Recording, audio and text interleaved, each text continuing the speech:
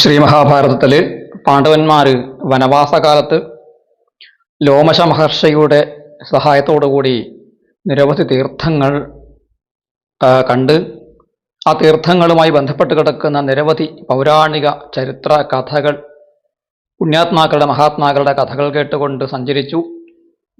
തപസ്സിന് പോയ അനുജനായ അർജുനനെ കണ്ടെത്താൻ വേണ്ടി ഗന്ധമാദനത്തെ ലക്ഷ്യമാക്കി അവർ അതിസാഹസികമായ യാത്ര നടത്തി.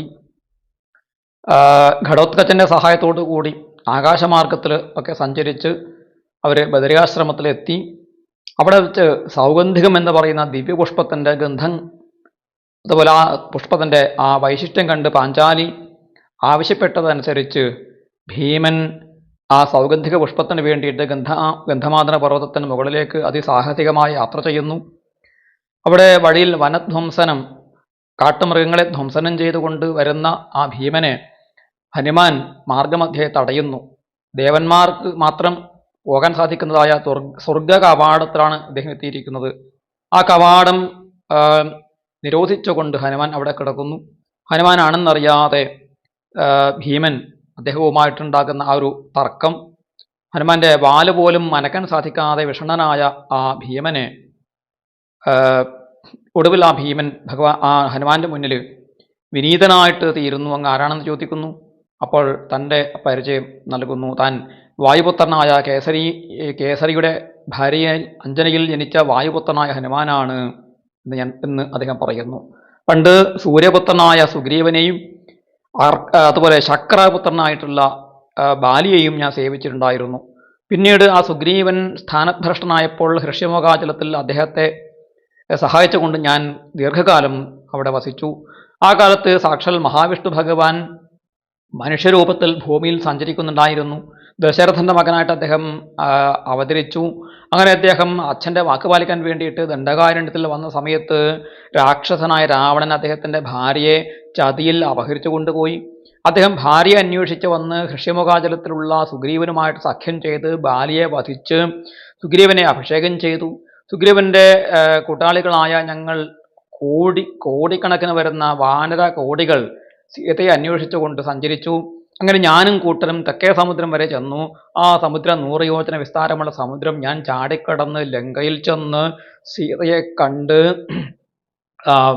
ലങ്കയെ മുഴുവനായിട്ടും അശേഷേണ ദഗ്ധ്വാ ലങ്കാം എന്നാണ്. ലങ്കയെ പൂർണ്ണമായിട്ട് ഞാൻ ചുട്ടുകളഞ്ഞു, കത്തിച്ചു കളഞ്ഞിട്ട് തിരിച്ചു വന്നു.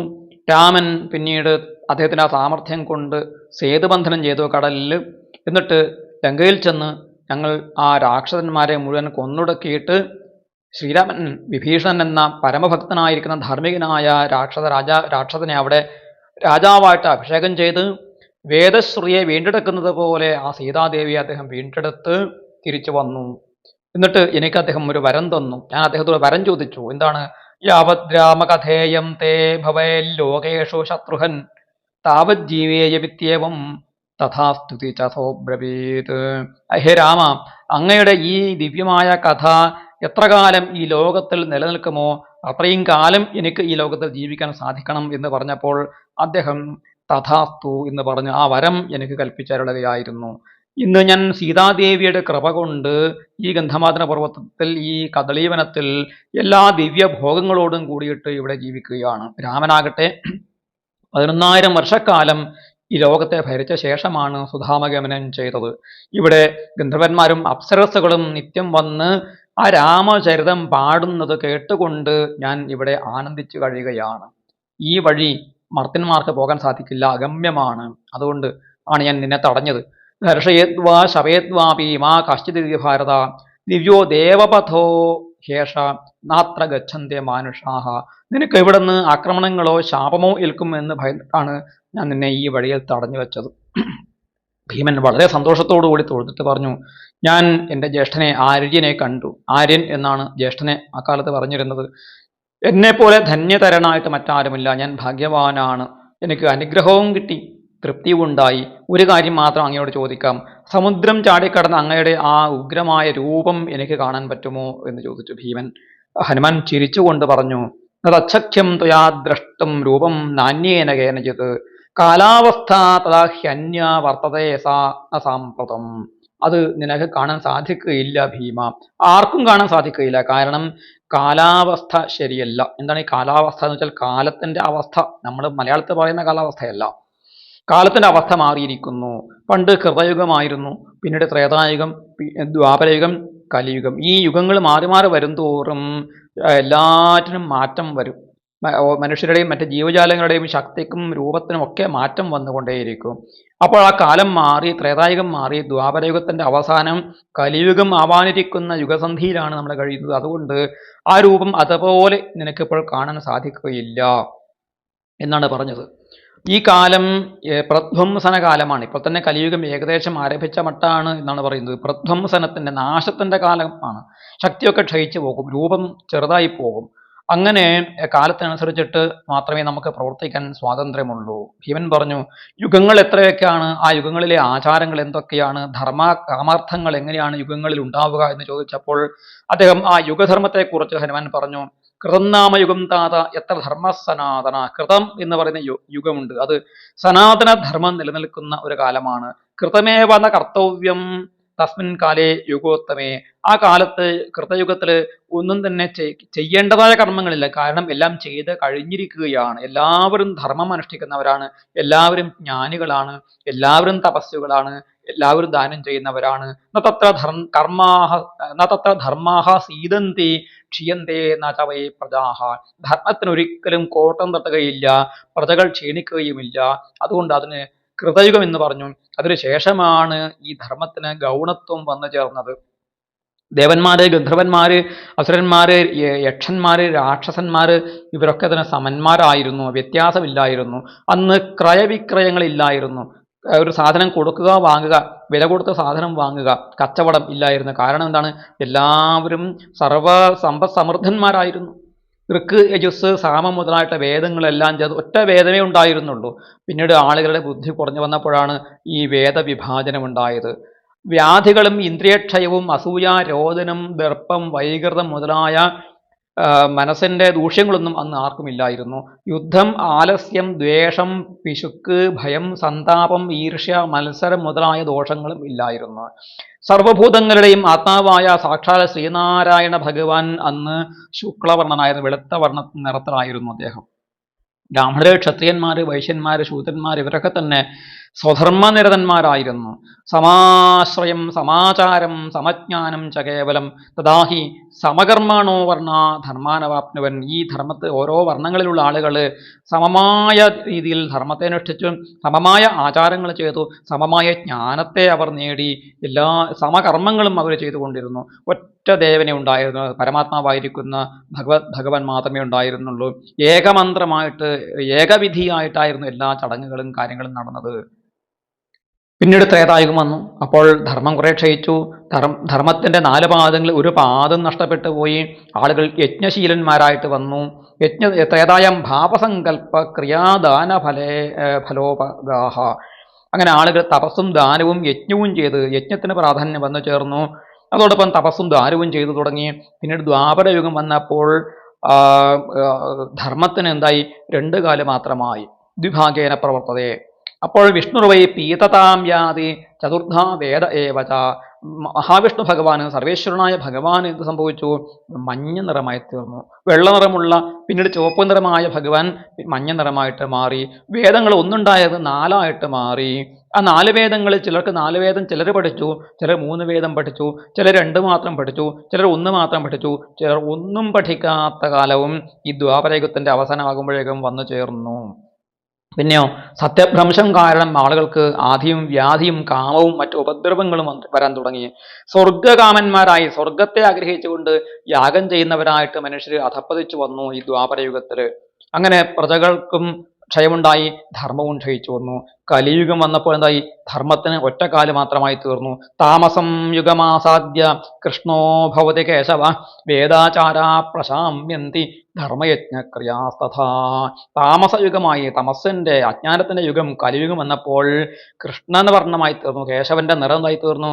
സുന്ദരനായ ആ ഭഗവാൻ, വെള്ള നിറത്തിലുള്ള ഭഗവാൻ, പിന്നീട് ചുവപ്പ്, പിന്നീട് മഞ്ഞയായിരുന്ന ഭഗവാൻ, പിന്നീട് ഇപ്പോൾ കൃഷ്ണവർണ്ണനായി കറുത്ത കേശവനായിട്ട് ആണ് നിലകൊള്ളുന്നത്. വേദാചാരങ്ങളൊക്കെ, വേദങ്ങളുടെ ആചാരങ്ങളൊക്കെ തന്നെ ശുഷ്കിച്ചും നശിച്ചും പോയി ധർമ്മവും യജ്ഞവും ഇല്ലാതാകുന്ന ഒരു കാലമാണ് കലിയുഗം. അപ്പോൾ ആളുകൾക്ക് ഈതികളും വ്യാധികളും ആലസ്യവും ഉപദ്രവവും ദാഹവും വിശപ്പും ഒക്കെ വർദ്ധിച്ചു വരും. പക്ഷെ ധർമ്മം തിരിച്ചു വരും, വീണ്ടും കൃതയുഗം വരും. ഇപ്പോൾ ഇനി വരാനിരിക്കുന്നത് കലിയുഗമാണ്. അതുകൊണ്ട് ഭീമ, എൻ്റെ ആ രൂപം നിനക്ക് കാണാൻ സാധിക്കില്ല. സ്വസ്തി പ്രാപ്നോഹി ഗമ്യതാം, നിനക്ക് മംഗളമുണ്ടാകട്ടെ, ഇനി പോകൂ. ഭീമൻ പറഞ്ഞു, അങ്ങനെ പറ്റില്ല, ആ രൂപം കാണാതെ ഞാൻ പോകില്ല. അങ്ങ് എന്നെ അനുഗ്രഹിക്കുകയാണെങ്കിൽ ആ രൂപം എന്നെ കാണിക്കുക തന്നെ ചെയ്യണം എന്ന് ഭീമൻ അനുജൻ ചേട്ടനോട് വാശി പിടിക്കുകയാണ്. ഹനുമാൻ ചിരിച്ചുകൊണ്ട് പറഞ്ഞു, ഏവമുക്തസ്തു ഭീമേന സ്മിതം കൃത്വാ പ്ലവംഗമ തദ്രൂപം ദർശയാമാസ യദ്വൈ സാഗരലംഘനേ. അങ്ങനെ ഹനുമാൻ ചിരിച്ചുകൊണ്ട്, പലതവണ ഹനുമാന്റെ ചിരിയുണ്ട്, നമ്മളത് മനസ്സിൽ സങ്കല്പിക്കണം. ആ ചിരിച്ചുകൊണ്ട് തൻ്റെ ആ സാഗര ലംഘനത്തിന് രൂപം കാണിക്കുകയാണ്. പെട്ടെന്ന് ഹനുമാൻ ഒരു പർവ്വതം പോലെ വളർന്ന് വന്ന് അങ്ങനെ പൊങ്ങി പൊങ്ങി പൊങ്ങി വന്ന് ഭീമൻ അത് കണ്ട് അങ്ങേറ്റത്തെ ഹർഷം ഉണ്ടായി, അത്ഭുതമുണ്ടായി. കണ്ണഞ്ചിപ്പിക്കുന്നതായ പ്രകാശം, അനേകം സൂര്യന്മാരുടെ പ്രകാശം ഒരുമിച്ച് വന്നതുപോലെയുള്ള അർക്കപ്രേമമായ പ്രകാശം കണ്ട് കണ്ണഞ്ചിപ്പോയി ഭീമൻ കണ്ണടച്ചു. അത്ഭുതം കൂറിക്കൊണ്ട് ആ രൂപം നോക്കി നിൽക്കുകയാണ്. ഹനുമാൻ പറഞ്ഞു, ഇതിലും ഞാൻ വലുതായിരുന്നു അന്ന്, പക്ഷെ ഇപ്പോൾ ഇത്രയേ നിനക്ക് കാണാൻ പറ്റുകയുള്ളൂ. കാരണം ഇപ്പോൾ എല്ലാ വസ്തുക്കളും ജീവജാലങ്ങളും ചെറുതായപ്പോൾ എൻ്റെ രൂപവും, എനിക്ക് രൂപം വലുതാക്കാനുള്ള സിദ്ധിയും നഷ്ടപ്പെടും. പക്ഷെ എൻ്റെ ശത്രു എത്ര വലുതാണോ അതിനനുസരിച്ചിട്ട് എനിക്ക് എൻ്റെ രൂപം ഇനിയും വളർത്താൻ സാധിക്കുകയും ചെയ്യും. തദദ്ഭുതം മഹാരൗദ്രം വിന്ധ്യപർവത സന്നിഭം ദൃഷ്ട്വാ ഹനുമതോ വർഷ്ണ സംഭ്രാന്ത പവനാത്മജ. ആ പർവ്വത സമാനമായ രൂപം കണ്ട് ഭീമൻ സംഭ്രാന്തനായി പേടിച്ചുപോയി എന്നാണ് പറയുന്നത്. തൊഴുതിട്ട് പറഞ്ഞു, സംഹരസ്വ മഹാവീര, ഈ രൂപത്തെ സംഹരിക്കൂ എന്ന് പറഞ്ഞു. അങ്ങ് ഒറ്റ ഒരാൾ മതിയല്ലോ രാവണനെ കൊല്ലാനും രാക്ഷസന്മാരെ നിഗ്രഹിക്കാനും, അങ്ങ് തന്നെ മതിയല്ലോ, മറ്റ് ആരുടെയും ആവശ്യം ഉണ്ടായിരുന്നില്ലല്ലോ എന്ന് പറഞ്ഞു. ഹനുമാൻ പറഞ്ഞു, വാസ്തവമാണ്, ആ രാക്ഷസന്മാർ വാസ്തവത്തിൽ എൻ്റെ കൈക്കര്യത്തിന് പോരാ, ഞാൻ തന്നെ രാവണനെ വധിക്കുമായിരുന്നു. പക്ഷെ എന്താണ് വധിക്കാതിരുന്നത്? മയാതു നിഹതേ തസ്മിൻ രാവണേ ലോകകണ്ഠകേ കീർത്തിർനശ്യേത് രാഘവസ്യ തത ഏതതുപേക്ഷിതം. ഞാൻ തന്നെ ആ രാവണനെ കൊല്ലുമായിരുന്നു. പക്ഷെ ഞാൻ രാവണനെ അടിച്ചു കൊന്നാൽ സാക്ഷാൽ ശ്രീരാമചന്ദ്രന്റെ കീർത്തി നശിച്ചു പോകും. സ്വന്തം ഭാര്യയെ രക്ഷിക്കാനും സ്വന്തം ഭാര്യയെ വീണ്ടെടുക്കാൻ വേണ്ടിയിട്ട് ശത്രുവായ രാക്ഷസനെ, രാവണനെ കൊല്ലാൻ ശ്രീരാമന് ശക്തി പോരാ, അതിന് ഹനുമാനെ നിയോഗിക്കേണ്ടി വന്നു എന്ന് പറയുന്നത് രാമന്റെ കീർത്തിക്ക് നാശമാണ് എന്നുള്ളത് കൊണ്ട് ഞാൻ അന്ന് അത് ചെയ്തില്ല എന്നേ ഉള്ളൂ എന്നുള്ള ഹനുമാൻ ആ രാവണനുമായ യുദ്ധത്തിന്റെ രഹസ്യം അദ്ദേഹം വെളിപ്പെടുത്തുകയാണ്. അതുകൊണ്ട് ഭീമാ, നീ ചെന്ന് പുഷ്പങ്ങൾ, സൗഗന്ധിക പുഷ്പങ്ങൾ പറിച്ചുകൊള്ളൂ. പക്ഷേ അവിടെ ദേവന്മാരെയും ഗന്ധർവന്മാരെയും നീ ആദരിക്കണം. ഭക്തിയോടെ വേണം കാര്യങ്ങൾ ചെയ്യാൻ വേണ്ടിയിട്ട്. സാഹസം ചെയ്യാൻ പാടില്ല, സ്വധർമ്മം വിട്ടുകൊണ്ട് പെരുമാറാൻ പാടില്ല. ധർമ്മം എങ്ങനെ അറിയാൻ സാധിക്കും? ധർമ്മം നിഗൂഢമായ കാര്യമാണ്. വൃദ്ധന്മാരെ ഉപസേവനം ചെയ്യാതെ വൃദ്ധോപാസന കൊണ്ട് മാത്രമേ ധർമ്മത്തിന്റെ രഹസ്യം നമുക്ക് മനസ്സിലാക്കാൻ പറ്റുകയുള്ളൂ. ധർമ്മം കണ്ടാൽ അധർമ്മമാണെന്ന് തോന്നും, അധർമ്മം കണ്ടാൽ ധർമ്മമാണെന്നും തോന്നും. അതാണ് ധർമ്മത്തിന്റെ സ്വഭാവം.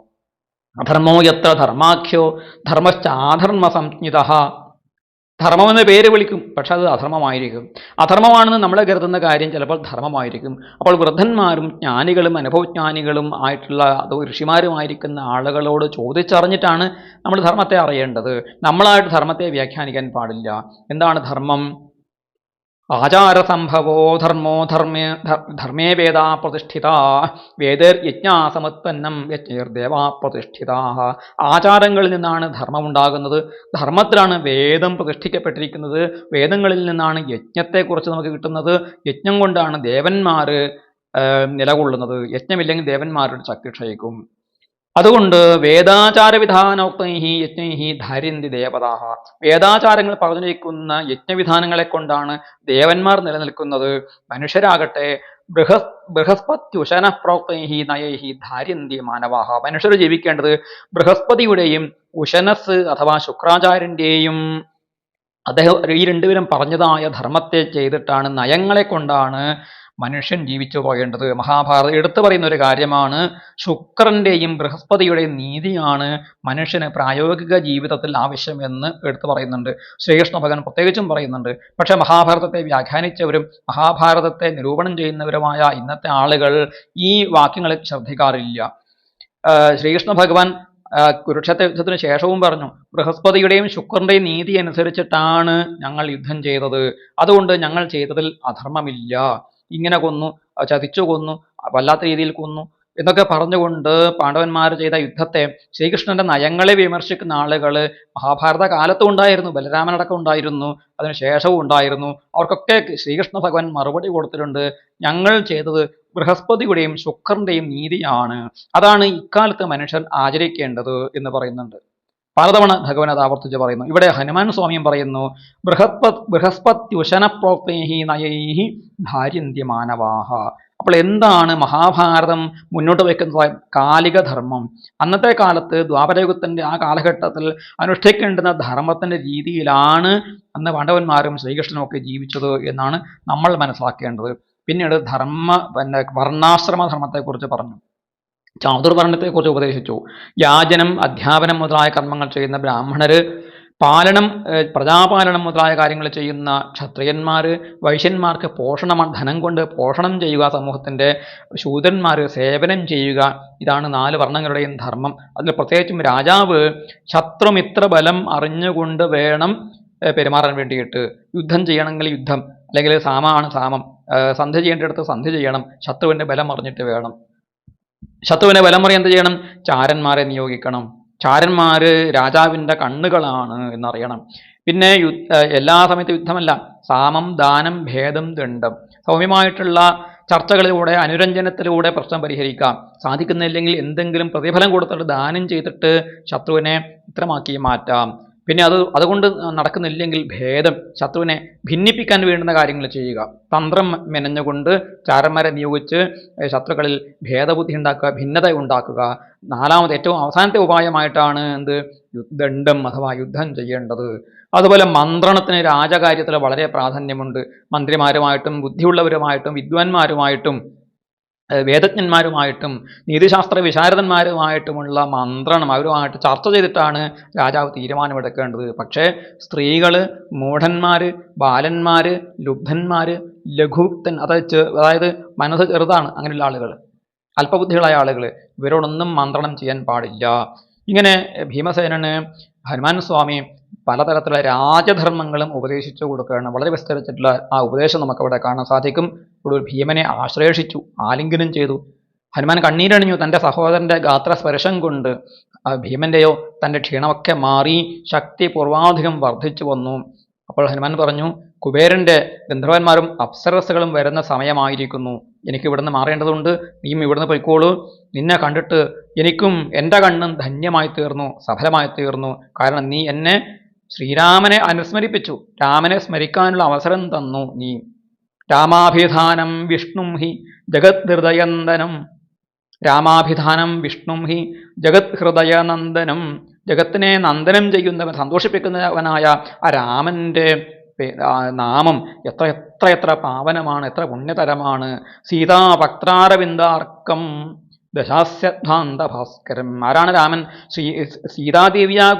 സീതാദേവിയുടെ മുഖമാകുന്ന താമരപുഷ്പത്തെ വിടർത്തുന്നതായ സൂര്യനാണ് ശ്രീരാമൻ.